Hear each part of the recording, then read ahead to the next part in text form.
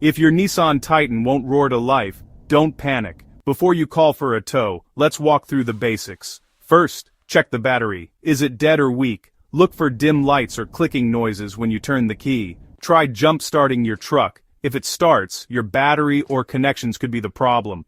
Next up, the starter. If you hear a single loud click but the engine won't turn over, your starter might be failing. Now let's talk about fuel. Make sure you actually have gas. Sometimes it really is that simple.